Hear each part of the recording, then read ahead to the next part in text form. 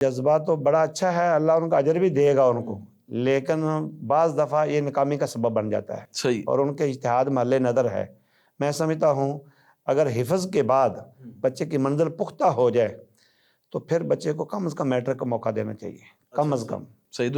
دنیاوی تعلیم لازمی. دنیاوی تعلیم لازمی اور ضروری ہے، اور اس کے دوران تربیت بھی رکھے، ذہن بھی دینی تعلیم کی طرف مائل رکھے. بچے کی نماز، اخلاق، سوسائٹی، معاشرہ اس کو نگرانی کرتا رہے. ایسا نہ ہو کہ وہ آوارہ ہو جائے اور غیر اخلاقی لوگوں کے ہتھے چڑھ جائے.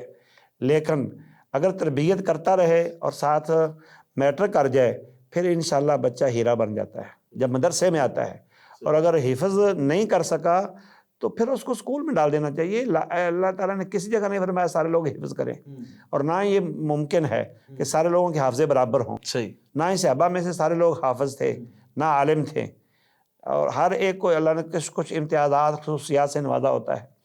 تو جس کو اللہ نے خصوصیت دی ہے حفظ کرنے کی وہ کر لے، جس کو اللہ تعالیٰ نے دیگر صلاحیتوں سے نوازا ہے اس کو جدھر چل سکتا ہے ادھر چلا دینا چاہیے. تو میں تو سمجھتا ہوں کہ بچہ جب حفظ نہیں کر سکا تو اس کو میٹرک ایف اے کرا کے دوبارہ اس فیلڈ میں لے آئیں. لیکن یہ بات ذہن میں رہنی چاہیے اس دوران تربیت، کیونکہ بعض دفعہ بچے بگڑ جاتے ہیں اور ہماری نظر یہ ہوتی ہے کہ بچے کو میٹرک ایف اے کرا کے لائیں گے.